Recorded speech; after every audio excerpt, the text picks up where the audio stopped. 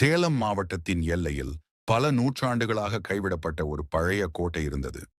காலம் அதை மறைத்தாலும் அந்த கோட்டை இன்னும் ஒரு ரகசியத்தை உயிரோடு காத்து கொண்டிருந்தது. அந்த கோட்டையின் பிரதான வாயிலில் பவானி அம்மனின் ஒரு சிறிய கல் சிலை இருந்தது.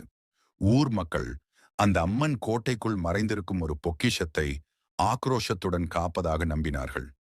இரவில் யாராவது அந்த கோட்டைக்குள் நுழைய முயன்றால் அவர்கள் அம்மனின் கோபத்திற்கு ஆளாவார்கள் என்று பயந்தனர். ஒரு இரவு ராசு மற்றும் மணி என்ற இரண்டு திருடர்கள் அந்த புதையலை எப்படியாவது அடைய வேண்டும் என்று முடிவு செய்தனர். அதிகாலை 3 மணி. பயங்கர அமைதி நிலவிய அந்த நேரத்தில் அவர்கள் இடிந்த மதில்கள் வழியாக கோட்டைக்குள் நுழைந்தனர். கோட்டைக்குள் ஒரு நிழல் கூட இல்லாத அளவுக்கு இருள் சூழ்ந்திருந்தது. அம்மனின் சிலையை கடக்கும் போது ராசுவின் காதில் ஒரு மெல்லிய முணுமுணுப்பு கேட்டது.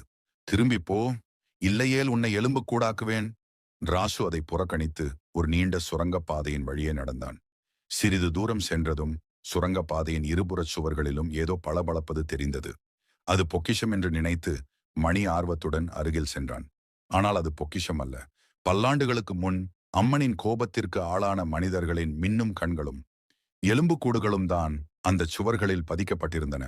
அவர்கள் அலறுவதற்குள் சுரங்கப்பாதையின் நுழைவு வாயில் டமால் என்று மூடியது. இருள் முழுமையாக சூழ்ந்தது.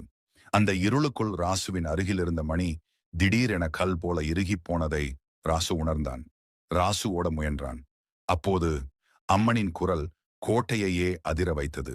என்னுடைய புதையல், அது நீதான். அந்த கோட்டையின் ரகசிய பொக்கிஷம் பவானி அம்மனுக்கு பலியாவதற்காக வரும் மனிதர்கள்தான் என்பதை ராசு அப்போதுதான் புரிந்து கொண்டான்.